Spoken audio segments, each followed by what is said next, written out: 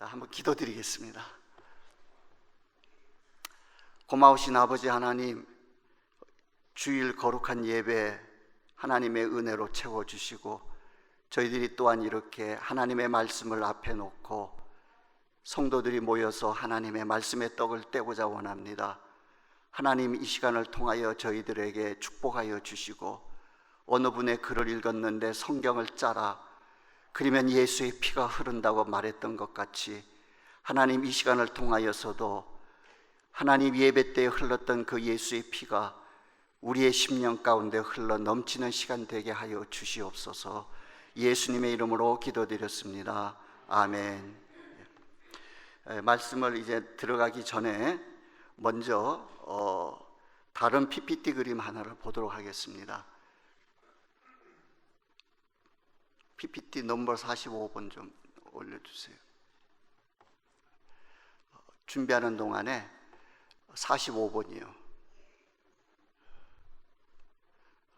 이 영상 제작을 우리 변성회사님께서 다 해주셨어요. 먼저 다 했다가 본인이 보시고 또 퀄리티가 안 좋다고 다시 새롭게 영상을 해주셨는데, 제가 대학 시절부터 이 성막에 대해 관심이 많았기 때문에 굉장히 많은 자료를 모아놨었어요. 지금도 요번에 이사를 하면서 버릴 거 다 버리고, 또 우리 변성교사님이 자료 준비해 주시는데 도움이 될까 해서 요 정도면은 도움이 되겠다 해서 넘겨드렸는데, 너무 그 자료들이 옛날 거들이다 보니까 별로 도움이 안 되고, 지금 여기서 따로 이게 영상을 준비한 거는 제가 굉장히 존경하는 목사님께서 성막에 대한 화보를 이렇게 책으로 내신 게 있어서 그 책을 주로 이제 이용을 해서 이렇게 화면을 만들었습니다. 방금 나왔던 PPT가 올려주세요.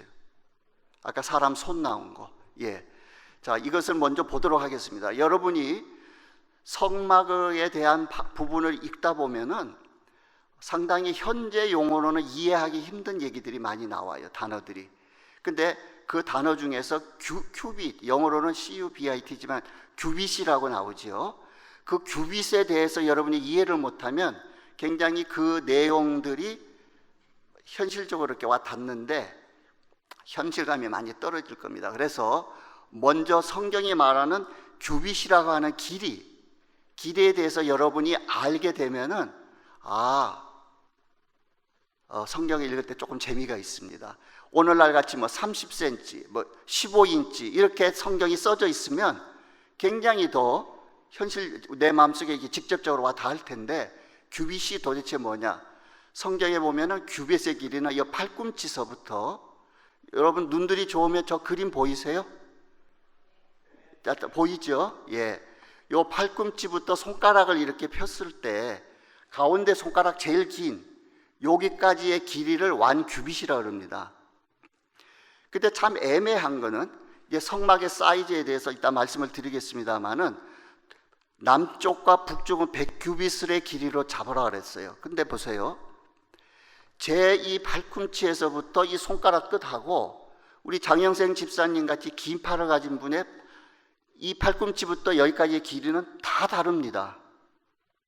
이게 참 애매해요. 그래서 하나님께서 완큐빗이 정확하게 50cm라 이렇게 못을 박지 않았기 때문에, 그래서 대충 완큐빗이 평균적으로 우리 성인 남자들을 45cm 내지 한 50cm가 됩니다.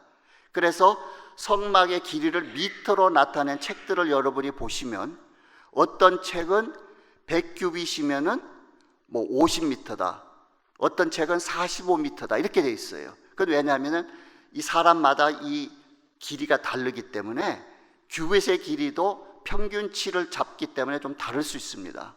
그래서 성막에 대해서 하나님이 수치를 지적하실 때는 큐빗의 길이를 사용하도록 하셨어요. 그리고 에스겔서에 보면은 성전에 대한 얘기가 나옵니다. 근데 에스겔서에서는 큐빗을 사용하지 않고 하나님이 척을 사용하셨어요. 그러면 그 척은 에스겔서 40장 5절을 좀 띄워주실 수 있으세요? 성경 공부니까 우리가 이렇게 딱딱하지 않게 이렇게 좀 얘기를 하면서 가도록 하겠습니다. 안 됩니까? 예. 에스겔서 40장 5절에 보면은 척이라는 얘기가 나오는데 완규빗에다가 손바닥 넓이 하나를 더하고요, 한 척으로서 6척을 재라, 이런 말이 나와요. 그렇기 때문에 성전에서 재는 그 수치들은 척으로 나옵니다. 그러니까 규빗에서 손바닥을 하나 더 이스텐전 시킨 요 길이를 성경에서는 척이라고 그래요. 자, 그래서 요 그림들이 이렇게 나와 있는데, 요 정도에 대해서 여러분이 단어만 좀 익히시고 성경을 읽어도 대충 이렇게 훨씬 더 재미가 있을 겁니다. 그리고 성경에 보면은 세마포 얘기가 많이 나오죠.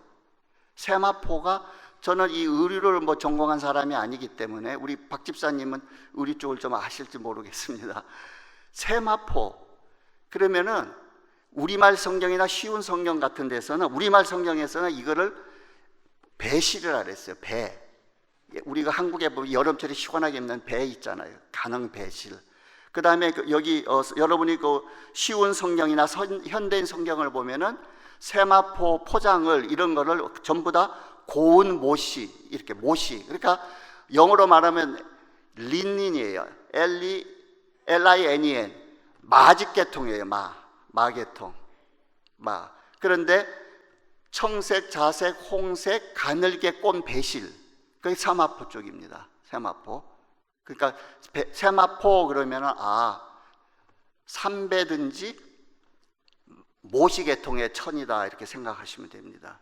그 정도 단어를 여러분이 좀 이해를 하고 읽으시기를 바랍니다. 자, 그러면은 오늘 성막에 대한 구체적인 내용을 들어가기 전에 출애굽기에서 나와 있는 성막과 관계되는 출애굽기 구조에 대해서 조금 말씀을 드리고 가도록 하겠습니다.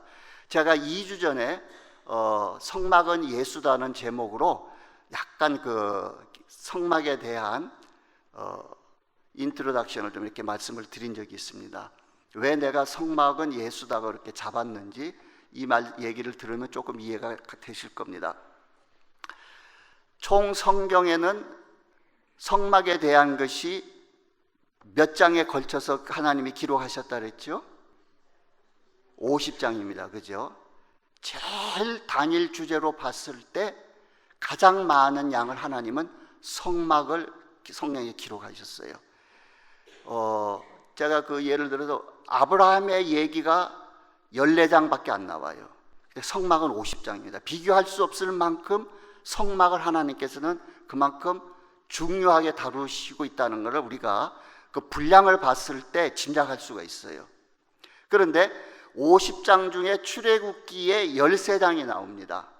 그러면은 출애굽기 25장부터 31장, 7장에 대해서 기록하시고 석장을 건너뛰셔서 35장부터 40장까지 6장을 또 기록해 놓으셨어요. 그래서 총 10석장을 출애굽기에 나오는데, 10석장을 앞에 나와 있는 7장은 모세를 하나님께서 시내산을 데리고 올라가셔서 성막에 대한 모든 것들을 하나님께서 보여주시면서 너는 요 모양대로 성막을 지으라 그러셨어요. 마치 노아에게 방주를 이렇게 지으라고 보여주셨듯이 사람이 설계하고 더하고 빼고 할 수 없이 완벽한 설계를 가지고 요대로 지으라고 하나님께서 못을 박으시고, 성경 보면은 구구절절히 너는 산에서 내게 보여준 개역 한글판에는 식양, 우리 여기 요즘에 많이 쓰고 있는 개역 개정에는 모양이라고 표현하죠. 내가 너한테 보여준 요대로 가감하지 말고 지으라고 명령을 계속 하십니다. 그래서 성막에 대한 구조적인 모양에 대한 기록이 25장부터 31장까지 7장에 걸쳐서 나와요. 그러면 뒷부분에 나오는 6장은 그 모양대로 모세가 성막을 지어가는 제작 과정을 기록해 놓으셨어요. 그래서 레위기서의 18장, 민수기의 13장, 신명기의 2장, 신약의 히브리서의 넉 장을 기록하셔서 총 50장이라는 어마어마한 분량을 우리에게 주셨습니다. 그래서 성막에 대해서 공부하는데 25장과 31장, 35장과 40장 사이에 출애굽기 19장부터 24장까지는 하나님께서 율법을 주시고 그 10계명과 그 계명이 가지고 있는 교훈적인 것, 율법에 대한 설명을 19장부터 24장까지 설명하셨어요. 그러고 나서 25장에 딱 들어오니까 성막을 주십니다. 딱 그 다음에 아까 중간에 석장이 빕니다. 32, 33, 34장 출애굽기 요 석장 안에는 다시 두 번째 성막을 하나님께서 언급하시기 전에 어떤 내용을 하나님이 기록하셨냐 하면은 성막에 대한 얘기가 31장에 딱 끝나자마자 32장에 어떤 내용이 나오냐? 금송아지 사건이 나옵니다. 금송아지 사건. 그래서 인간이 하나님이 율법을 주셨는데 그 율법에 대해서 실패하고 나서 성막 제조 과정을 허락하셨습니다. 그러면 우리가 이 출애굽기 구절을 보기 전에 성막이 얼마만큼 하나님의 간절한 구원에 대한 계획을 우리에게 가지고 계시고 그 계획에 의해서 출애굽기를 구성하고 계시다는 것을 우리가 사건 하나만 보고 오늘 나눌 출애굽기에 대해서 넘어가도록 하겠습니다. 그 영상을 좀 하나 인용 구절을 하나 띄워주시겠어요? 출애굽기 24장 3절에서 8절까지 읽도록 하겠습니다. 예, 제가 우리 전도사님한테 미리 성경 구절을 드리지를 못했습니다. 제가 지난주 너무 바빠가지고 요 말씀을 어제 새벽 3시까지 준비하고 자는 바람에 성경 구절 말씀을 미리 못 드렸어요. 죄송합니다. 천천히 자 찾았지요? 우리가 한번 제가 읽도록 하겠습니다. 모세가 와서 여호와의 모든 말씀과 그의 모든 율례를 백성에게 전하매 그들이 한 소리로 응답하여 이르되 여호와께서 말씀하신 모든 것을 우리가 준행하리이다. 모세가 여호와의 모든 말씀을 기록하고 이른 아침에 일어나 산 아래에 제단을 쌓고 이스라엘 12지파대로 12기둥을 세우고 이스라엘 자손의 청년들을 보내어 여호와께 소로 번제와 화목제를 드리게 하고 모세가 피를 가지고 반은 여러 양푼에 담고 반은 제단에 뿌리고 언약서를 가져다가 백성에게 낭독하여 듣게 하니 그들이 이르되 여호와의 모든 말씀을 우리가 준행하리이다. 8절 하나 더 보여주세요. 모세가 그 피를 가지고 백성에게 뿌리며 이르되 이는 여호와께서 이 모든 말씀에 대하여 너희와 세우신 언약의 피니라. 7절 한번 다시 돌아가 주세요. 자, 7절 여러분의 머릿속에 넣으세요. 언약서를 가져다가 백성에게 낭독하여 듣게 하니 그들이 이르되 여호와의 모든 말씀을 우리가 준행하리이다. 자, 3절부터 보면은 계속 백성들이 모든 말씀, 모세가 모든 말씀, 모든 율법을 그들에게 전했다. 이렇게 모든이라는 단어가 계속 나옵니다. 그런데 7절에 그 모든 말씀을 모세로부터 받은 이스라엘 백성들의 반응은 뭐라 그러냐면은 우리가 여호와의 모든 말씀을 준행하리이다 이랬어요. 이거 보면은 자기 자신을 몰라도 한참 모르는 거예요. 불과 출애굽을 해서 시내산에 도착한 게 45일 만에 도착했습니다. 왜냐하면은 아비벌 1월 14일, 이스라엘 달력으로 1월 15일이라 그렇게 얘기하죠. 1월 15일 날 출발해서 셋째 달에 도착했으니까 45일 만에 도착하는 동안에도 얼마만큼 이스라엘 백성이 하나님을 반역하고 범죄하고 원망하고 그랬습니까? 그런 이스라엘 백성이 하나님이 모세를 통해서 주신 그 말씀을 받았을 때에 우리가 모든 말씀을 준행하겠습니다 하고 한창 자기 자신에 대해서 몰라도 모르는 거예요. 그러니까 모세가 8절에 보니까 청년들을 통해서 5절에 보니까 청년들을 보내서 제단을 준비하고 번제와 화목제를 드리고 제사를 드리고 피를 흘립니다. 그러면서 8절에 이것은 언약의 피니라. 그러고 나서 25장에 딱 넘어가니까 성막을 하나님께서 주십니다. 이 얘기는 우리 인간의 자력으로는 도저히 아무리 결심을 하고 내가 하나님의 말씀 모든 말씀을 지키며 살겠습니다 하고 몸부림친다 할지라도 우리는 하나님의 말씀을 준행할 수 있는 능력이 우리에게는 없습니다. 절대적으로 없습니다. 우리 속에는 절대로 선한 것이 없기 때문입니다.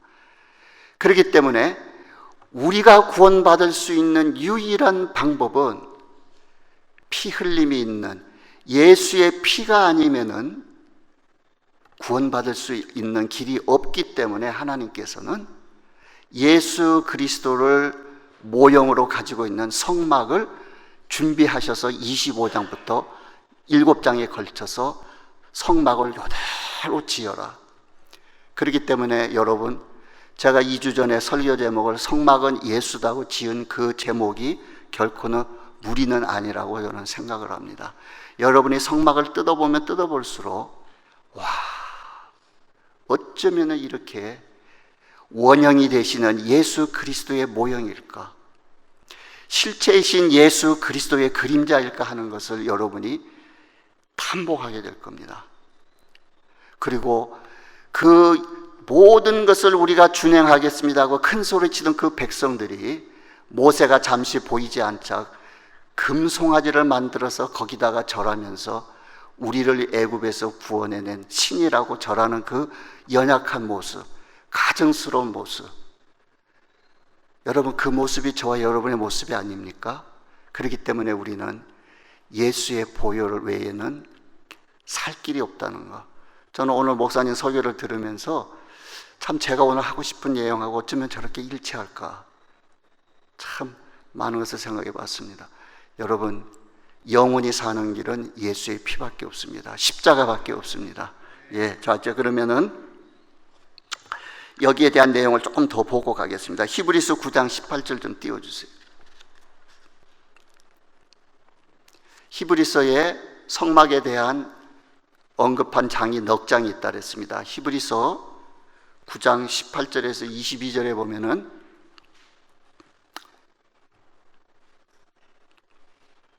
너무 중요한 구절들이라 시간이 가지만 보고 가도록 하겠습니다. 이러므로 첫 언약도 피 없이 세운 것이 아니니 모세가 율법대로 모든 계명을 온 백성에게 말한 후에 송아지와 염소의 피 및 물과 붉은 양털과 우슬초를 취하여 그 두루마리와 온 백성에게 뿌리며 이르되 이는 하나님이 너희에게 명하신 언약의 피라 하고 또한 이와 같이 피를 장막과 섬기는 일에 쓰는 모든 그릇에 뿌렸느니라. 율법을 따라 거의 모든 물건이 피로써 정결하게 되나니 피 흘림이 없은즉 사함이 없느니라. 마태복음 한 장 더 보겠습니다. 26장 27절 28절. 또 잔을 가지사 감사 기도하시고 그들에게 주시며 이르시되 너희가 다 이것을 마시라. 이것은 죄사함을 얻게 하려고 많은 사람을 위하여 흘리는 바 나의 피 곧 언약의 피니라. 여러분, 성막을 짓고 제단에서 피를, 짐승을 잡아 피를 흘리던 그 피는 결국 실체 되신 예수 그리스도의 피의 모형이라는 것을 성경은 너무나도 우리에게 정확하게 말하고 있습니다. 예, 그럼 이제 오늘 성막에 대해서, 오늘 저는 울타리하고 그 성막을 들어가는 유일한 문인 그 문에 대해서만 말씀을 드리고 오늘 얘기는 마치도록 하겠습니다. 12시 반 정도에 끝나도록 한번 노력해 보겠습니다. PPT 35번 영상을 좀 띄워 주십시오. 예. 저렇게 먼데 여러분 잘 보이세요? 예. 성막을 보면은 요렇게 이제 직사각형으로 이렇게 돼 있습니다. 그래서 예? 아, 그래요? 아, 예. 아니요. 이거 있어요.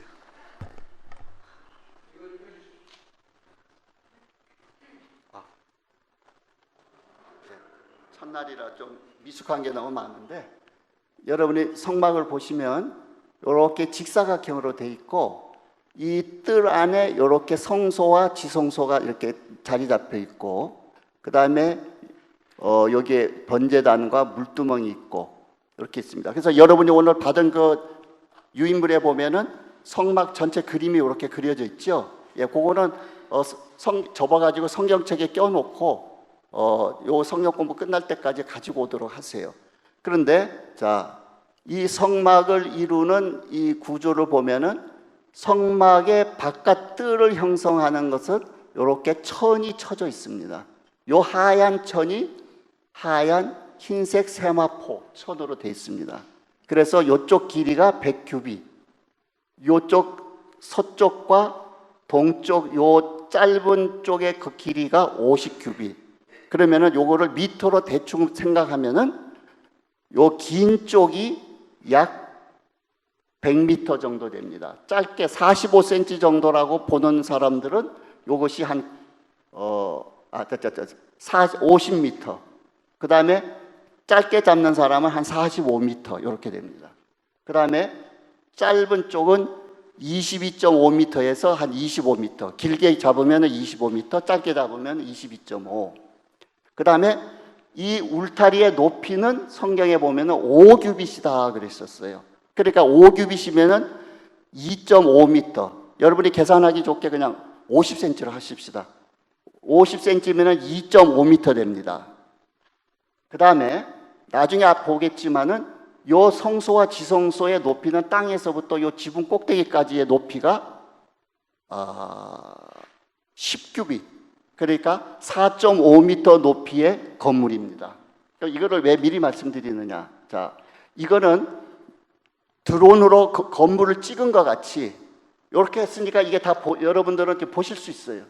그런데 사실 제가 2.5m라고 말씀을 이렇게 기억하기를 원하는 것은, 자, 여러분의 키가 눈높이가 2.5m 이상 넘어가는 사람은 아마 거의 없을 거예요.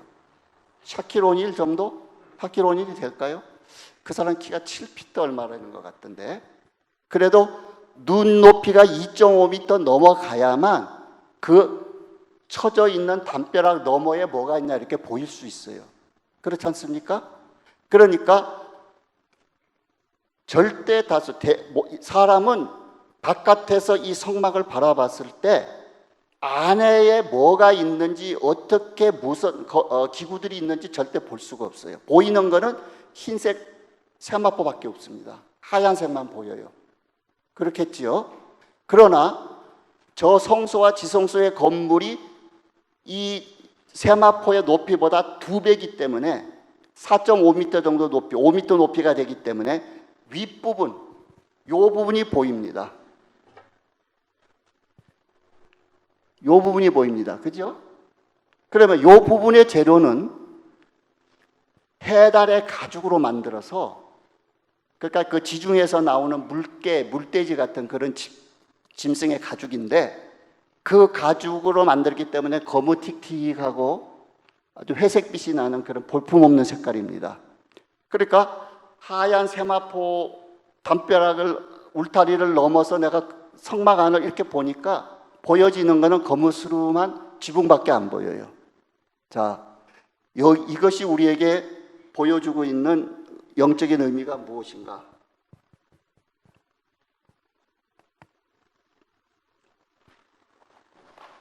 여기 넣으면 안 되지, 소리가.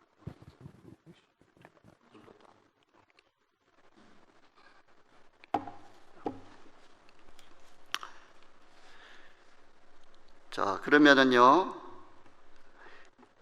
이 성막 바깥에 있는 사람이 성막을 바라볼 수 있는 이 흰색 울타리, 사마포는 와 저 검은색의 지붕만 볼 수 있는 그것은 뭐냐면은, 예수 안 믿는 사람이, 예수 바깥에 있는 사람이 예수님을 바라볼 때 볼 수 있는 모습이 그것이 다입니다. 이해되세요? 여러분이 예수님을 만나기 전에 예수 믿으세요. 참, 그 예수 믿는 사람은 코리타분하게 봤을 거예요. 그죠? 굉장히 코리타분하게 봤을 거예요. 그리고 심지어는 여러분의 가족 중에서도 아주 골수분자 같이 예수 믿는 사람 보고, 야, 적당히 믿어라. 믿어도 좀 적당히 믿어라. 이렇게들 얘기할 거예요. 왜냐하면 그들이 보이는 것은 예수가 그것이 다기 때문에. 어떤 예수 그리스도 안에 있는 그 영광스러움이나 그 복된 것이 보이지 않기 때문에 그렇게 말할 수밖에 없어요. 그래서 이 흰색은 세상 사람이 볼 수 있는 예수 그리스도의 인성이나 그분이 이 땅을 살면서 나타냈던 어떤 도덕성, 이런 것 정도는 볼 수 있어요. 그래서 예수 안 믿는 사람들 보고, 야, 예수는 어떻게 생각하느냐? 그러면은 뭐 4대 성인 중에 한 사람, 이렇게까지는 그들이 그 반열에는 올려줍니다. 그러나 그 이상이 아니에요. 그래서 이사야서 53장에 보면은, 영상이 준비 안 됐으면 그냥 말씀드리겠습니다. 영상이 준비됐습니까? 예. 그는 볼품도 없고 질고를 당했고 간고를 많이 겪었고 마른 땅에서 올라오는 연한 순과 같다 그랬어요. 마른 땅에서 올라오는 연한 순. 여러분 싹이 올라올 때도 좀 싱싱하고 파릇파릇 올라오려면은 물도 적당히 줘야 되고 거름도 적당히 있어야 됩니다. 근데 예수님은 그 영양분이 없는 마른 땅에서 올라오는 순같이 정말로 볼품이 없는 그런 외모를 가지신 것 같아요. 그렇기 때문에 그들에게 보여지는 예수의 형상은 울타리 밖에서 바라보던 그 이상도 아니고 그 이하도 아닙니다. 그렇기 때문에 여러분, 예수 그리스도를 보기 위해서는 유일하게 저 성막 안을 들어가야 됩니다. 근데 들어갈 수 있는 유일한 길은 문을 통해서 가는데, 예수님 당시조차도 예수님께서 12제자를 가이사랴 빌립보 지방에다가 이렇게 데리고 다니시면서, 야, 세상 사람들이 나더러 뭐라 그러더냐 물어보셨어요. 나를 어떻게 평가하더냐. 그랬더니 그 제자들이 들었던, 사람들이 평가하던 예수님의 그 어떤 형태를 세례 요한이라고 합니다. 더러는 엘리야라고 합니다. 더러는 예레미야나 혹 선지자 중에 한 명이랍니다. 그 이상 넘어갈 수가 없어요. 그런데 예수님께서 뭐라 했어요? 너희는 그럼 나보고 뭐라 그러니? 그랬더니 잽싸게 베드로가, 주는 그리스도시요 살아계신 하나님의 아들입니다. 성질 급한 베드로가 참을 수 없지요.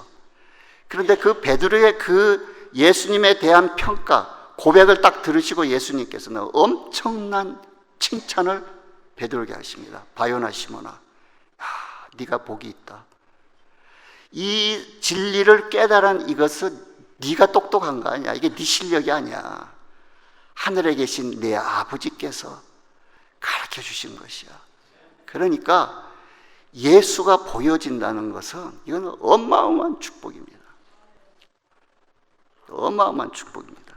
자, 그래서 이 울타리 밖에 있는 사람은 아직도 예수 그리스도 밖에 있지만, 울타리 안에 들어간 사람은 하나님의 보호와 하나님의 축복을 누릴 수 있는 사람들입니다. 그러면 이제 문으로 보도록 하겠습니다. 아까 그 그림 영상을 보면은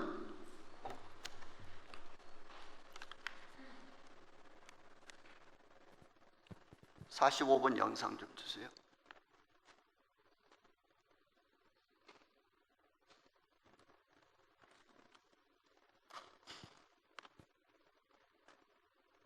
그 영상에 보시면은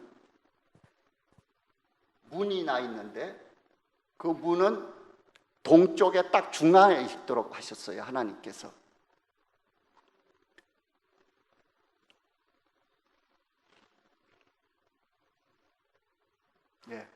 여기 보시면 여기 비인데 여기다가 막을 치서 이렇게 이제 들어가는 문에다 막을 청색, 자색, 혼색 실과 가늘게 꼰 흰색 실로 이렇게 천을 짜서 문을 막았어요. 휘장을 만드는 거죠. 그래서 이쪽이 반드시 동쪽을 향하게 했는데, 여기서부터 여기까지를 하나님은 15규빗, 여기서 여기까지를 15규빗, 문의 길이를 20규빗 이렇게 하도록 하셨어요. 아시겠습니까? 자, 그래서 요것이 문의 길이가 약 한 9m 내지 10m 됩니다. 그래서 어떤 쪽으로를 통해서도 이 안으로 들어갈 수가 없는데, 들어갈 수 있는 유일한 길은 요 문이에요.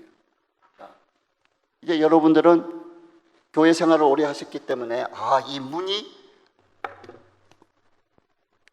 우리에게 얘기해주고 있는 게 뭐겠다 하는 얘기를 감이 잡힐 줄 압니다. 성경은 이 문을 예수 그리스도라고 분명하게 가르쳐 주고 계십니다. 요한복음 10장 7절부터 9절까지 보도록 하겠습니다. 그러므로 예수께서 다시 이르시되 내가 진실로 진실로 너희에게 말하노니 나는 양의 문이라. 나보다 먼저 온 자는 다 절도요 강도니 양들이 듣지 아니하였느니라. 내가 문이니 누구든지 나로 말미암아 들어가면 구원을 받고 또는 들어가며 나오며 꼴을 얻으리라. 예수님께서 자기 자신을 정의할 때 나는 문이다.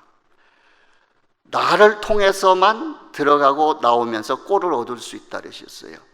그래서 하나님께서 성막을 텐트를 지을 때, 성막을 세울 때 반드시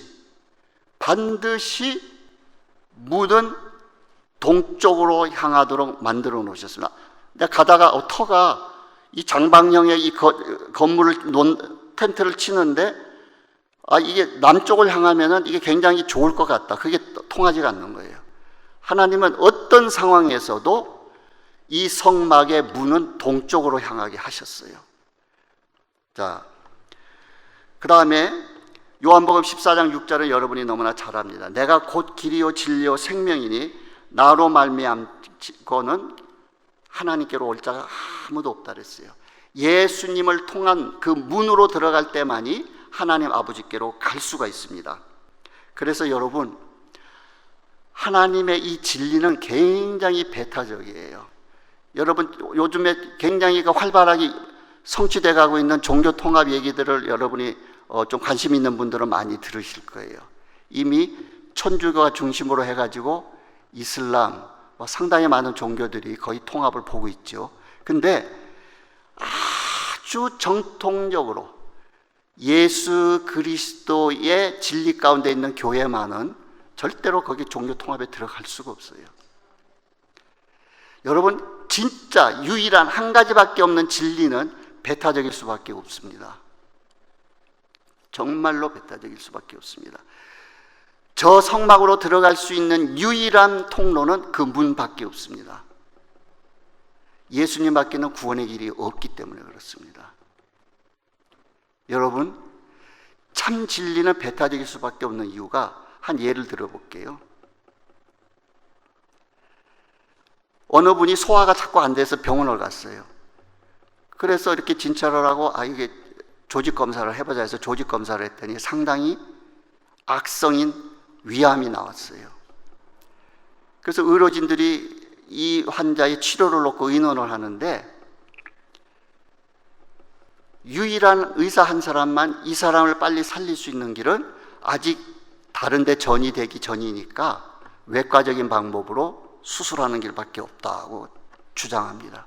그랬더니 다른 의사는 아니야, 소화제 줘도 돼. 그렇게 얘기한다면 여러분, 그 말이 됩니까? 안 되죠.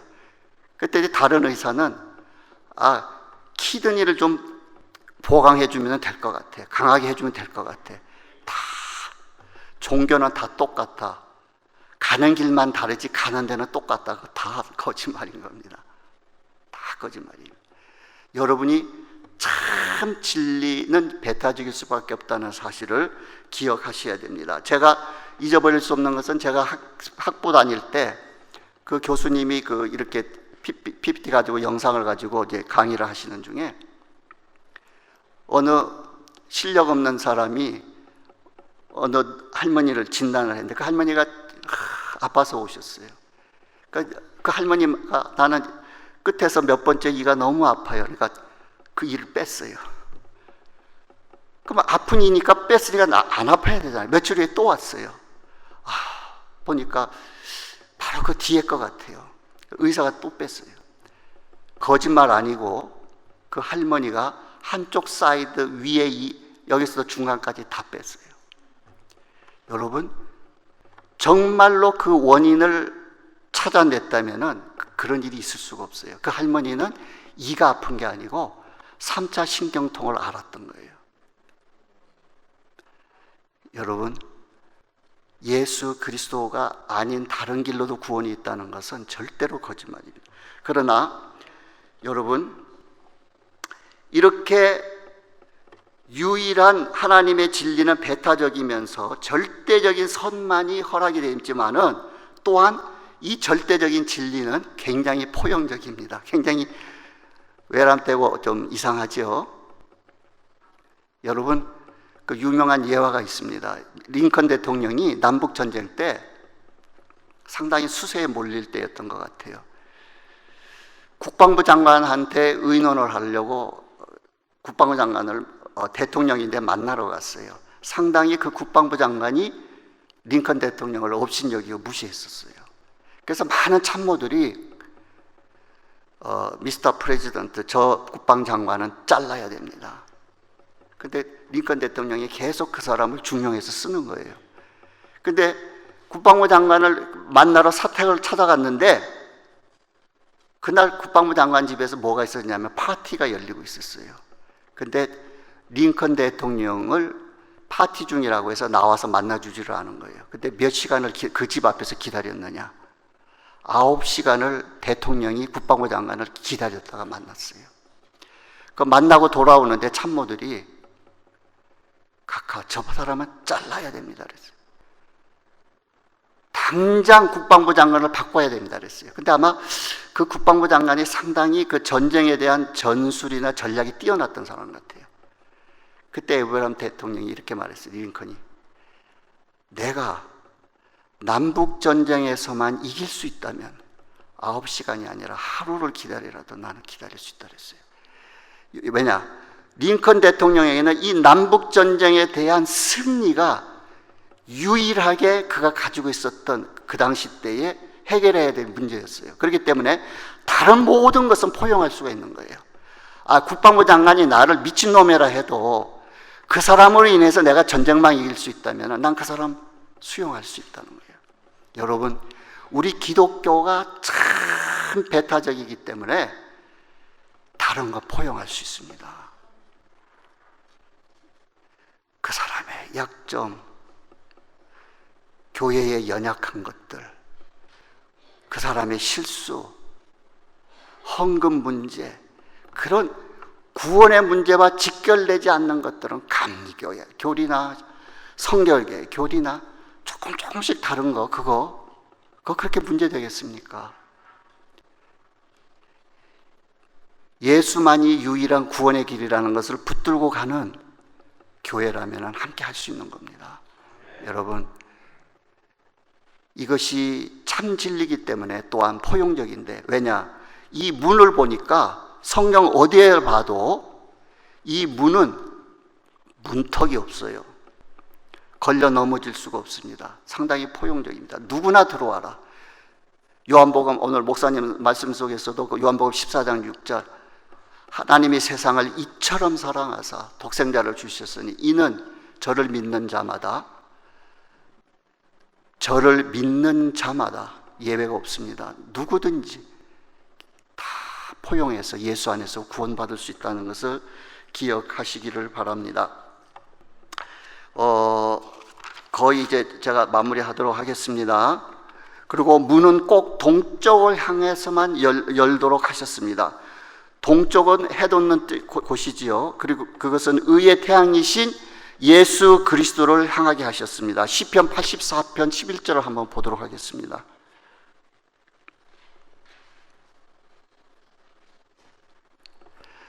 자, 제가 읽겠습니다. 여호와 하나님은 해요 방패이시라.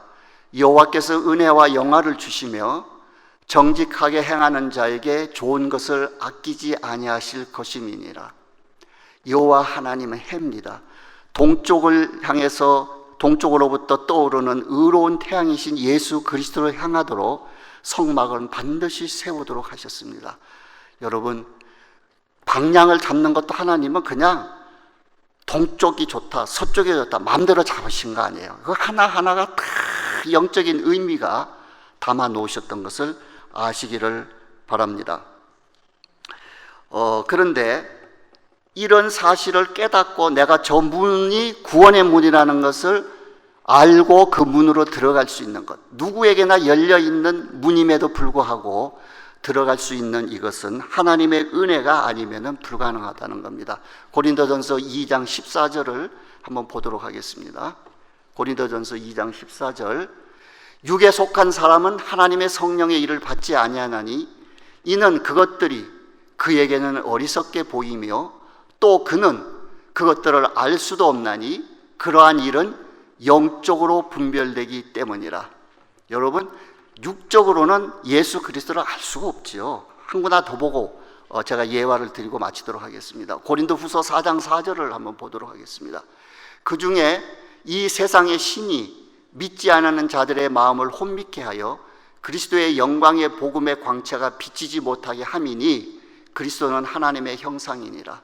이 세상의 신이 믿지 못하게 혼미케 했기 때문에 예수가 안 보이는 겁니다. 제가 허락을 안 받고 갑자기 이 얘기가 생각나서 우리 장모님이 여기 앉아 계신데 조금 허락 없이 내가 우리 장모님 말씀을 좀 여러분에게 공개를 해야 되겠습니다. 저희가 잠시 태국에서 좀 생활할 때가 있었습니다. 그때 저희 장모님이나 장인어른은 뱅콕에 계셨고 저희들은 치앙마이 쪽에 멀리 있었습니다. 근데 장모님이 오셨어요. 제가 결혼할 때 대학부에서 우리 집사람을 만났는데 저는 기도하는 제목 중에 하나가 기도 많이 하는 장모님을 둔 아내를 맞이하게 해주십시오 기도했는데, 우리 집사람하고 이제 교제를 하면서 떡 알고 봤더니 우리 장모님이 예수를 안 믿으시는 거예요. 그것뿐만 아니라 아주 열심을 가지신 불교 신자였어요. 그래서 태국에 계실 때 우리 아이들이 할머니하고 이제 가끔 백화점에 어디 가면은 거기는 어느 건물을 가나 이렇게 불상이 그 입구에서 많이 세워져 있죠. 거기 절하고 가셔야 되고 어느 공원을 가도 그 불상에 절하고. 그러니까 우리 아이들이 짜증이 나는 거예요. 할머니가 자꾸 늦게 처지니까. 그 정도로 불심이 극심하셨던 분인데 제가 그때 그 장면을 잊을 수가 없어요. 제가 우리 장모님이 구원 주신다는 기도응답을 받고 한 10년 후의 일이었어요. 저희 집에 오셨는데 소파에 이렇게 앉아 계시는데 딱 첫 마디가, 저는 그 말을 잊을 수가 없어요. 정서방, 나 지금 죽어도 천국 갈 수 있어. 그러니까 그렇게 불공을 들이고 열심을 가지신 이유가 갈 곳이 정해져 있지 않기 때문에 불안하셨던 거예요. 근데 그 순간에 딱 미혹의 영이 건들지 못하고 떠나고 성령께서 장모님의 심령에 두드리니까 구원의 길은 예수라는 게 믿어지는 순간에 천국 갈 믿음이 생기신 거예요. 아멘, 할렐루야. 그 후부터 얼마나 열심히 믿으시는지, 아침 저녁으로 기도하시는 모습을 제가 도전을 많이 받아요. 지금도 시간만 되면 꼿꼿이 앉으셔서 2시간을 성경을 읽으십니다. 1년에 성경을 2독, 3독씩도 하시고. 여러분, 이 사실이 눈에 보여진다는 것은 성령이 아니면 불가능한 겁니다. 성령이 불가능합니다. 저는 이 예화 드리고 마칠게요. 한 4분 남았습니다. 저는 그 정태기 목사님의 간증이나 그분을 참 좋아해요. 아주 오래전에 그분의 간증도 듣고 이렇게 했는데, 그분이 2018년도 5월에 쓰신 수기가 있습니다. 근데 그 수기의 내용은 1968년도 8월 달에 그분이 경험했던 거였어요. 근데 이분이 워낙 우울증이 심해가지고 신학교를 졸업하고도 7년을 목회를 못하고 교회 봉사를 못하고 그분이 7년 동안을 안양에 있는 공장에서 일을 하고 계셨어요. 근데 이 딱한 사정을 아는 그 절친한 친구가 공장을 찾아와서 너 한 달만 휴가를 얻어서 내가 소록도에 있는 목사님을 소개해 줄 테니까 거기 가서 쉬다 오너라. 그래서 회사에다가 허락을 받고 소록도로 가시게 됐어요. 소록도 선착장에서 딱 내리는데 보니까 중앙교회라는 교회가 보이더랍니다. 근데 그 소개받은 목사님은 거기서 또 한창 버스를 갈아타고 가야 되는데 그때 시간이 낮 12시라서 그 중앙교회를 들어갔대요. 들어갔더니 그 교회에서 낮 예배를 드리고 있었어요. 근데 한 1000명이 들어가는 큰 건물이었는데 그 낮 예배를 드리는 그 소록도의 그 나병 환자들이 한 1,000명이 거의 꽉 찼더래요. 그런데 여기는 완전히 거의 말기, 중증 환자들만 여기 와 있어요. 왜냐하면 전혀 노동력이 없기 때문에 그 낮에 예배에 올 수 있는 거예요. 그래서 예배 설교가 끝나고 통성기도 시간인데 기도가 시작하는데 이분 표현이 교회에 불이 붙었대요. 얼마나 사람들이 간절하고 뜨겁고 성령이 불도가니 속에서 기도를 하는데 자기는 우울증이 심해서 기도도 안 나고 그냥 눈만 감고 있었대요. 근데 가만히 눈 감고 앉아 있는데 뒤에 기도하는 남자 소리가 나는데 뭐라고 기도를 하냐면, 저 충청도 사투리를 못 쓰지만, 주님의 은혜가 어떻게 놀라운디 제가 그 은혜를 어떻게 다 갚는디요. 그러고는 우는 겁니다. 통곡을 하면서 우는 거예요. 한참을 울더니 또 하는 거예요. 주님의 은혜가 얼마나 놀라운데 제가 어떻게 그 은혜를 다 갚는디요. 그러고 또 우는 거예요. 그래서 이분이 자기는 기도도 안 나오고 있으니까 도대체 어떤 은혜를 받은 분이길래 저렇게 울면서 기도하나 싶어서 이렇게 돌아봤대요. 깜짝 놀란 거예요. 나이도 알 수가 없더래요. 머리카락이 다 하나도 없고 눈썹이 하나도 없는데 코가 떨어져 나가고 이렇게 구멍이 나는 거예요. 그러니까 도대체 저분의 연세가 어떻게 되는지도 알 수도 없고, 근데 딱 보니까 양쪽 손목이 다 떨어져 나가고 있는 거예요. 그러고 보니까 양쪽 발목이 다 없는 거예요. 완전히 그 자리에 낮 예배에 올 수 있는 사람은 노동력이 없는 나병에서도 가장 끝부분에 와 있는 사람들인데, 그분의 기도가, 하나님의 은혜가, 주님의 은혜가 얼마나 놀라운데 내가 어떻게 그 은혜를 다 갚을 수 있겠습니까? 펑펑 우는 거예요.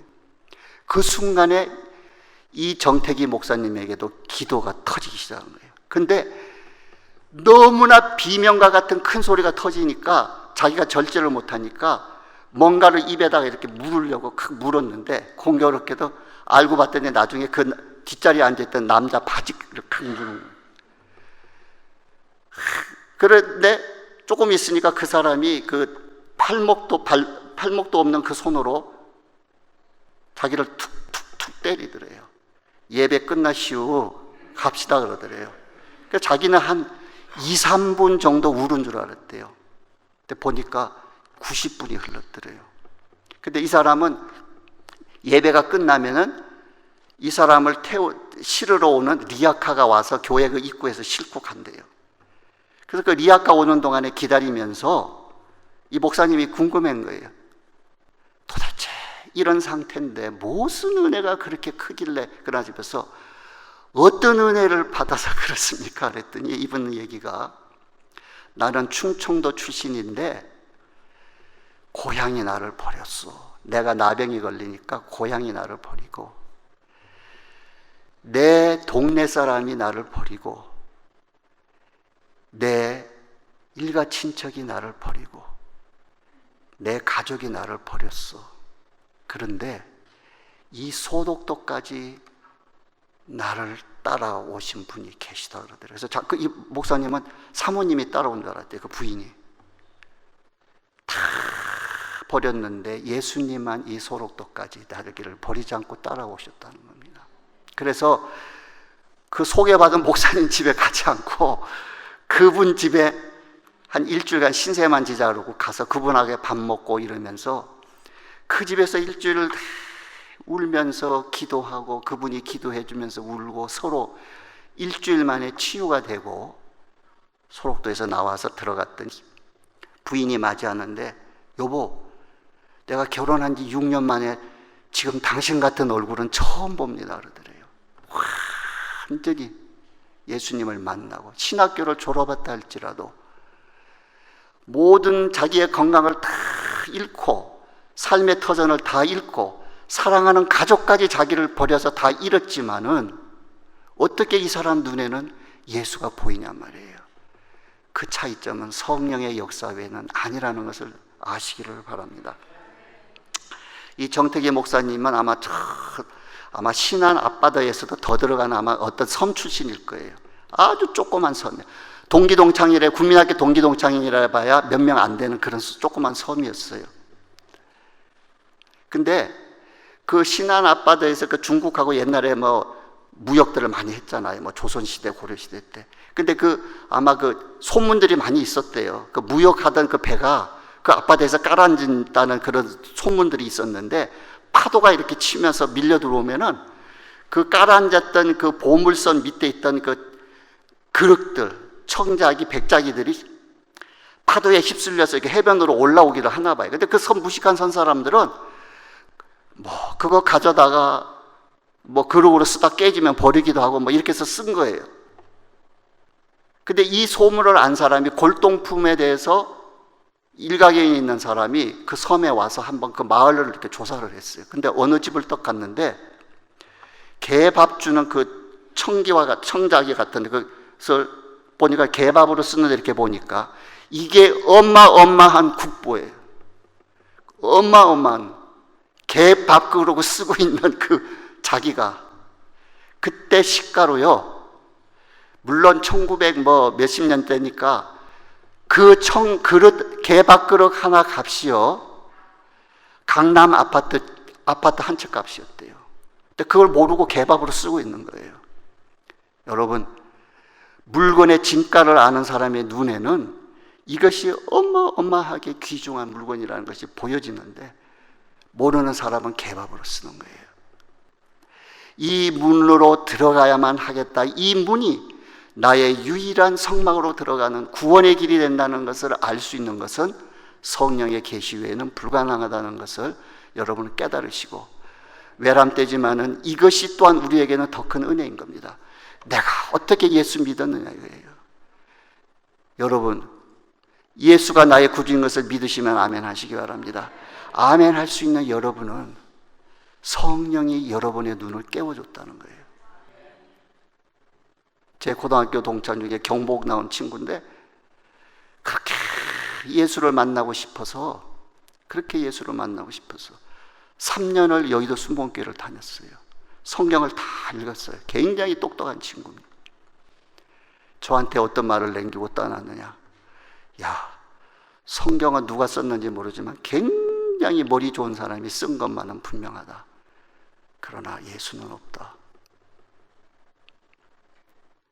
그런데 제 대학 동기 동창 중에 광주 출신인 친구 데리고 제가 수요 예배를 한번 데리고 간 적이 있어요. 딱 그날 조영기 목사님께서 예수를 영접하는 사람 일어나라 그러는데, 저는 저 친구가 오늘 예수를 영접해야 하는데 그 마음만 갖고 예배를 드리고 있었어요.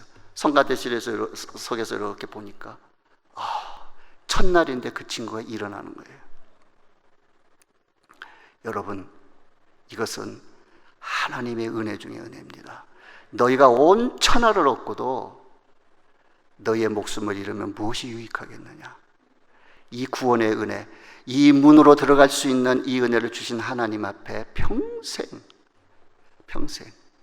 감사하면서 섬기면서 사는 저와 여러분이 되시기를 부탁합니다. 아멘. 제가 잠시 기도드리고 마치도록 하겠습니다. 감사하신 아버지 하나님,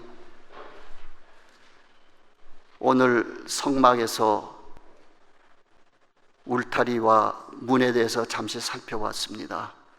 하나님께서는 출애굽기에 13장의 성막에 대해서 기록해 놓으시되 너무나도 절묘하게 연약한 인간들의 참 모습을 보여주시고, 너희들이 구원 얻을 수 있는 유일한 길은 하나님이 마련해 놓으신 예수 그리스도밖에 없다는 사실을 하나님 우리에게 가르쳐 주시고, 우리가 이 문을 통하여 안에 들어갈 때만이 하나님의 구원의 은총 속에 거할 수 있다는 사실을 저희들 기억하며 오늘도 말씀을 받습니다.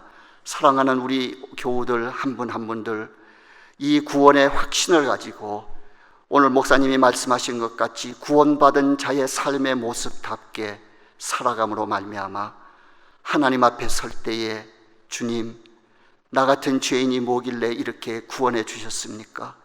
하며 정말로 주님 앞에서 그 무릎 꿇고 주님을 반가이 맞이할 수 있는 우리 모두가 되게 하여 주옵소서. 하나님, 우리는 다 연약하고 모자르고 부족합니다. 하나님, 우리에게서는 냄새 풍기는 것밖에 없습니다. 하나님, 우리는 티끌 가운데서 사는 것밖에 없습니다. 오늘 청소했는데 내일 또 먼지가 뿌옇게 끼는 데서 먹고 자고 사는 그런 존재들입니다. 하나님, 그리스도의 사랑으로 하나 되는 교회 되게 하시고 성막을 통하여 예수 그리스도의 깊은 그 은혜 속에 들어가는 우리 모두가 되게 하여 주시옵소서. 예수님의 이름으로 감사하며 간절히 기도드렸사옵나이다. 아멘.